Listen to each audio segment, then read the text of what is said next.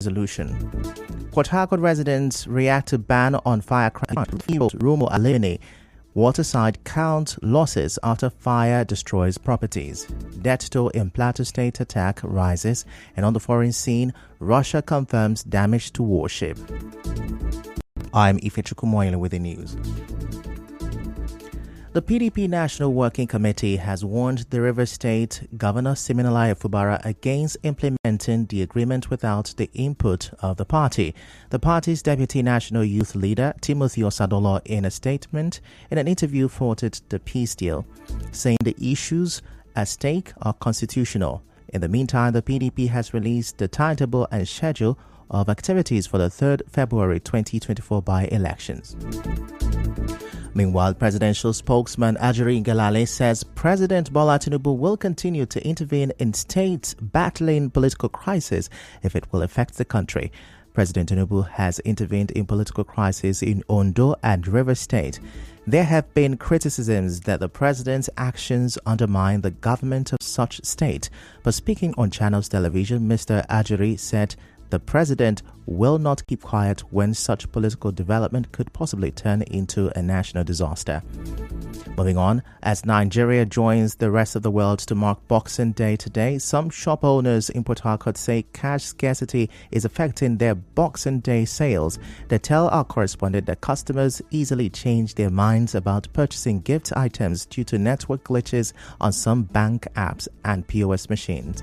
Some residents also express different views about Boxing Day gifts amid harsh economic realities. Our correspondent reports that point-of-sales operators now charge between 200 naira to 400 naira for 5,000 naira withdrawals, 500 naira to 800 naira for 10,000 naira withdrawals. One of the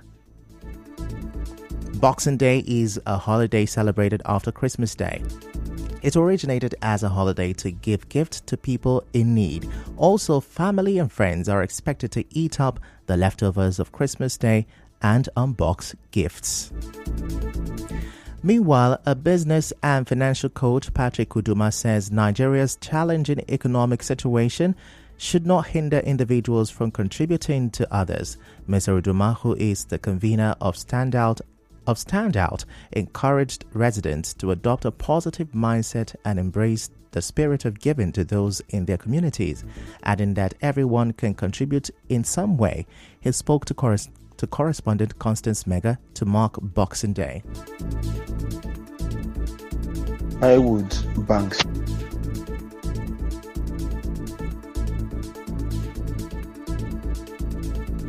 I guess we confront economy and events from negativity, but for me, there is nothing like where things are in Nigeria because things are constantly changing. For nature of contributing never change because no matter how bad what we call bad, there are people that are looking up to you. So I think it's a time where you deliberately sow back into people. So if you say that the economy is bad and you refuse to seed back, then you have already predetermined that there's no harvest. In the meantime, a banker, Esogene Ejobamu, says banks cannot be blamed for the scarcity of cash in the country. Mr. Ejobamu tells correspondent Constance Mega that Naira scarcity shows there's low supply of cash from the Central Bank of Nigeria, CBN, to the money deposit banks. Odd cash, if there is enough cash. For the fact that there is scarcity, that means the supply is lower than the demand. It is very absurd for the central bank to be pushing the blame to banks. Central bank should ensure that there is enough supply of cash in the economy so that the suffering and the hardship that Nigerians are going through can stop.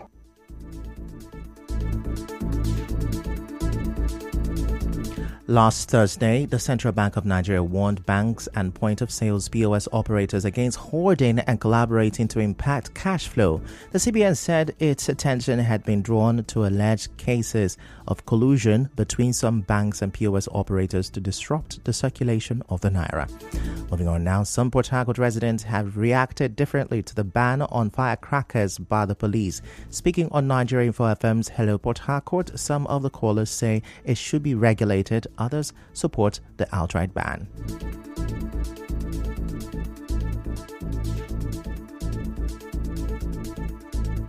There should be an outright ban on it because sometimes you don't even know the difference between when they are. Okay, if they are going to ban anyone, it should be those ones that comes without lightning. It's a tradition. It should be regulated. I'm almost 60 now, and I remember when I was born, my mom used to throw this firework. That's over some years ago. And I mean, it's an exciting moment. Today, millions of families don't have food to eat. They celebrate Christmas and they will not have also to celebrate the New Year. What is knockout? That is not our problem. There's poverty, there's suffering. To me, it's immaterial and unnecessary to talk of. It has been done in most of the country, like even the Western world. It's just for a period. I could remember back in the day, I did it as well.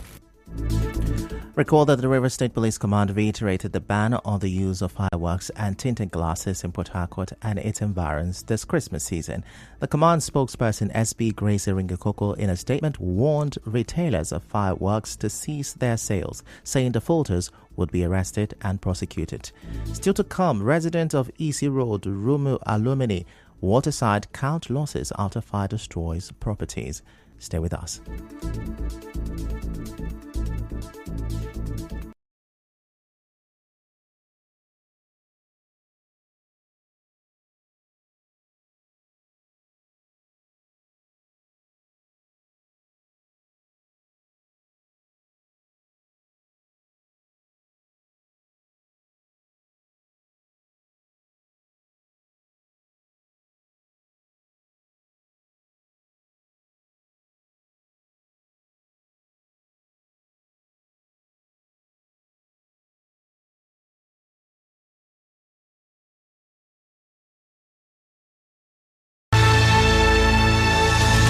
You're welcome back, and now the rest of the news. The Rivers State Governor Siminalayi Fubara says his government will continue to collaborate with the Army and other security agencies to achieve a secure state.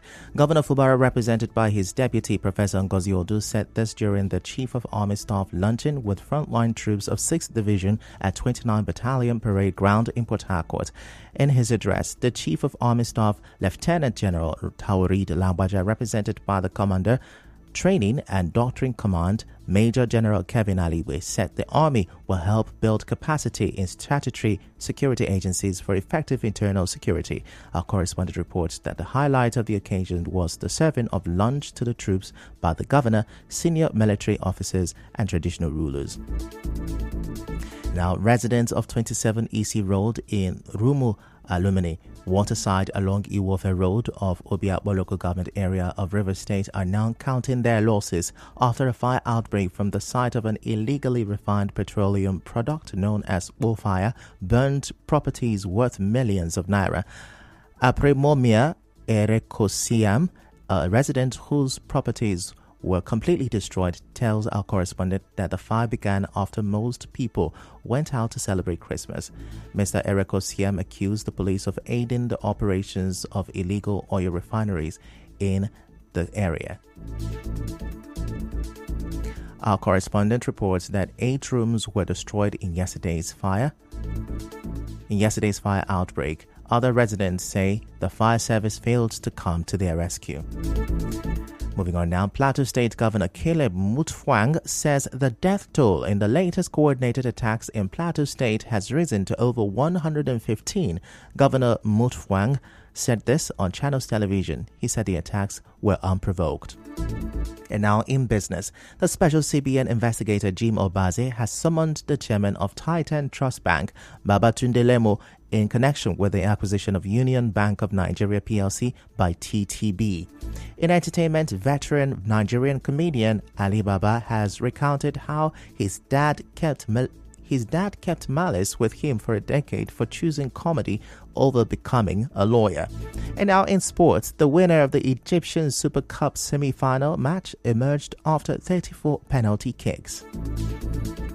And on the international scene, Russia has confirmed one of its warships has been damaged in a Ukrainian attack on a Black Sea port. The airstrike took place at Feodosia in Russian-occupied Crimea early on Tuesday morning. Russia's Ministry of Defense said the large landing ship Novocherkassk was struck by Ukrainian aircraft carrying guided missiles. It said one person was killed, 6 buildings were damaged during the attack. And that's a wrap on the news this afternoon. Before we go, let's have a look at the major stories. Stakeholders are still rejecting the peace agreement despite Governor Fubara's pledge to implement the deal.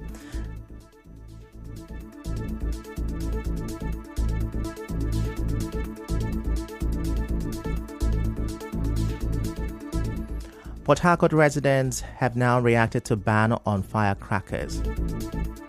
Death toll in Plateau State attack has risen, and on the foreign scene, Russia has confirmed damage to warship. I am Ifechuku Moili with the news.